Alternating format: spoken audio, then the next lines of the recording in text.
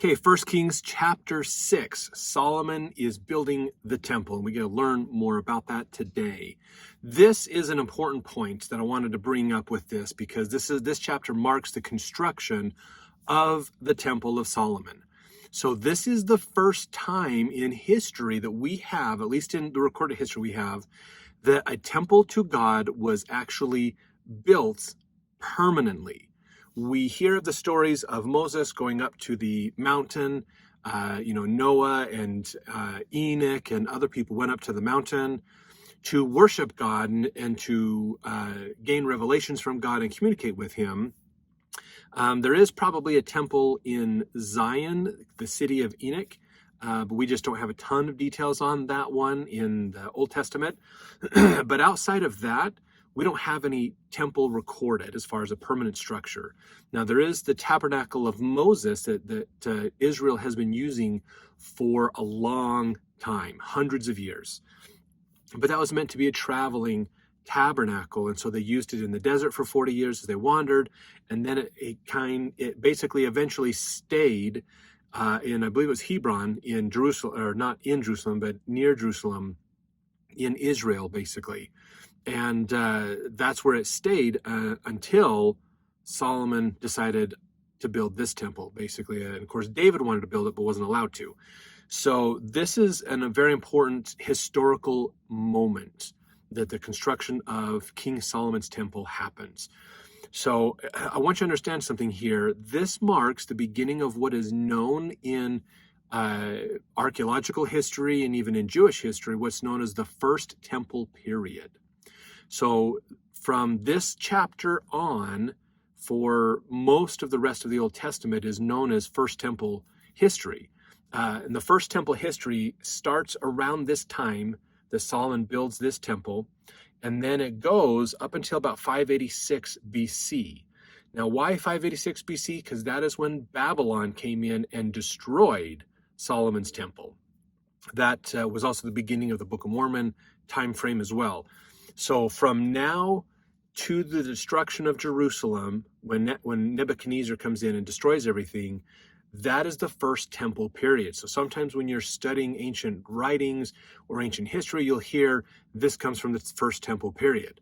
That's what we're talking about, is that time between the construction of Solomon's temple, which starts in this chapter, to the time of 586 BC when the destruction of Jerusalem happens. And that's more at the time of Jeremiah and Lamentations and those books in the Old Testament. So that's First Temple period. Then Second Temple period basically starts after 586 BC. And it marks, of course, the time when the Jews are in exile. And then it marks the time when they come back and the temple is rebuilt.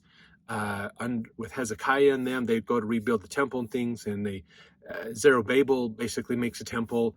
And then Herod remodels that temple later as well in the AD, beginning of the early AD period as well. So that's the Second Temple period. And we have a lot more documents and records from Second Temple period than we do from the first. But I want you to understand that whenever you're reading about Jewish history or ancient history and you hear Second Temple period, First Temple period, that is what they're talking about. Okay, so we're entering this chapter, First Temple period, basically. So let's get into this. Verse 1. And it came to pass in the 480th year after the children of Israel were come out of the land of Egypt, in the 4th year of Solomon's reign over Israel, in the month Ziph, which is the 2nd month, that he began to build the house of the Lord. And the house which King Solomon built for the Lord, the king thereof was 60 cubits, and the breadth thereof 20 cubits, the height thereof 30 cubits. The porch before the temple of the house 20 cubits was the length, the breadth of the house 10 cubits. So he's going through and describing in here the dimensions of how big this is. A cubit, I believe, off the top of my head, is a little more than a meter. I think a meter is about 3 feet. I think a cubit is a little more than a meter. I think. I could be wrong. Correct me in the comments if I'm wrong on that. But they're talking about these things. So they made windows of narrow light. So those are probably those tall, skinny, rectangular windows to allow light in, but not big windows. Against the wall of the house, he built chambers round about, against the walls of the house round about, both of the temple and of the oracle, and made chambers round about. So they're going into, there's different chambers. So there's the main area, there's the outer wall. Okay, if you remember from the tabernacle, there's that outer wall that marked the tabernacle, and inside that wall is the tabernacle, the congregation. And inside there, we had the altar of the altar where they could burn sacrifices. They had the laver for washings and anointings and things, oils and stuff. And then a smaller square building inside there was the inner tabernacle, basically, or the holy place.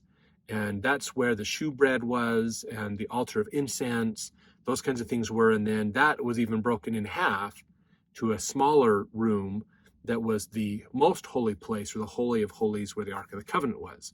So that's the tabernacle of Moses. So this is somewhat patterned after that, where there's more of an outer courtyard where people can gather, but then you go inside the building to do more specific ordinance work and sacrifices and things. So they're talking about putting this together they use stone as well as wood to build this magnificent building. You can look it up, Solomon's Temple, on the internet, see all kinds of pictures of how this is represented.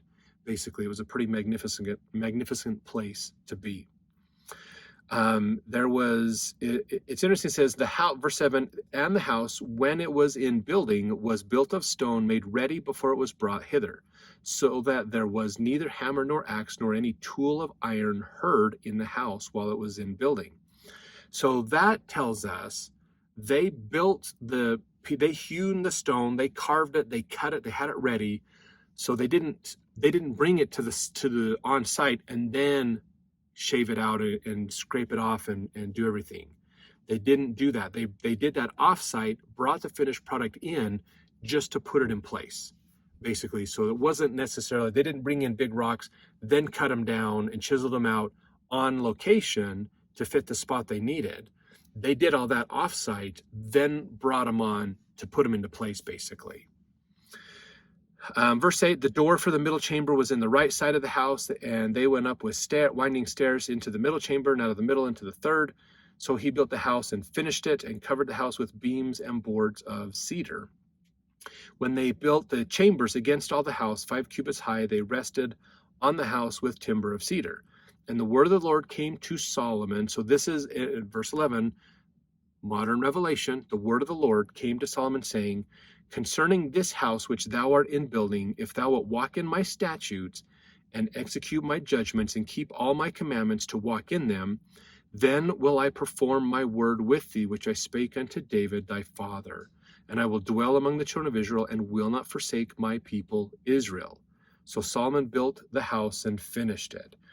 So this is a very important point for us, because this is the Lord saying, if the children of Israel are willing to obey my commandments, if they're willing to keep my covenants and those promises they've made with me, if they keep the covenants, they follow the commandments, they do it the way that I've been telling them to do through the law, I will stay with this house and I will be among them and bless them. Now, the thing that's always important to realize is these are great blessings from God, and God is always willing to bless us. The problem is our agency. We need to keep our covenants. If we keep our part of the bargain, he always keeps his part of the bargain. So we just have to keep our part. And that's what they're talking about here is, if Israel does what they're supposed to, this is going to be a great thing for them. If they don't, there's no guarantees, basically. So that's what's happening here.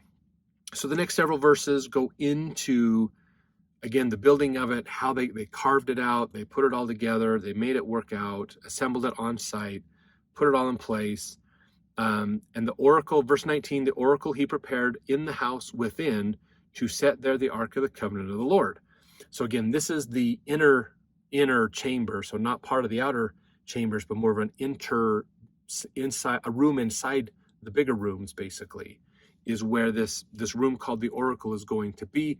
This is the Holy of Holies. This is where the Ark of the Covenant would go. There's a lot of pure gold that was laid in there, an altar of cedar, no expense spared to make this a phenomenal place, basically. Like in verse 21, Solomon overlaid the house within pure gold, and he made a partition by the chains of gold before the oracle, and he overlaid it with gold. And the whole house he overlaid with gold until he had finished all the house. Also the whole altar that was by the oracle he overlaid with gold. And within the oracle he made 2 cherubims of olive tree, each 10 cubits high. These are big cherubims, basically. So maybe cubits less than a meter, basically. But these are pretty big cubits that he put in there, statues to help out. And then they put two of them in there, set 2 cherubims in there. Verse 27, he set the cherubims within the inner house. They stretched forth the wings of the cherubim, so the wing of one touched the one, and the wing of the other cherub touched the other wall. Their wings touched one another in the midst of the house, and he overlaid the cherubims with gold. And he carved the walls of the house round about with carved figures of cherubims and palm trees and open flowers within and without. The house of the floor he overlaid with gold within and without. So everything is just overlaid with gold. Beautiful place. Beautiful, beautiful place. Carved all kinds of stuff into the doors, put everything together. So verse 37, in the 4th year was the foundation of the house of the Lord laid in the month of Ziph. And in the 11th year, in the month Bul, which is the 8th month, was the house finished throughout all the parts thereof. And according to all the fashion of it, so was he 7 years in building it. So it took 7 years for them to construct this amazing house. Now, Brigham Young actually had a comment to say about the construction of this temple. He said, this is in Discourses of Brigham Young, he says, the pattern of this temple, the length and breadth, the height of the inner and outer courts, with all the fixtures thereunto appertaining, were given to Solomon by revelation through the proper source. And why was this revelation pattern necessary? Because Solomon had never built a temple and did not know what was necessary in the arrangement of the different apartments, any better than Moses did what was needed in the tabernacle. So again, they didn't know quite how to build it. Solomon at least had the idea of the tabernacle to go off of as a pattern, but he needed to know about all the other rooms and all the other things, because the tabernacle was a very simplified version. So that required revelation. And so God would inspire Solomon to learn things to help in the construction of this temple. Wouldn't be surprised if the prophet Nathan was involved in some of that as well. That is a good possibility. We don't know for sure because it doesn't say, but that could be some possibilities there as well.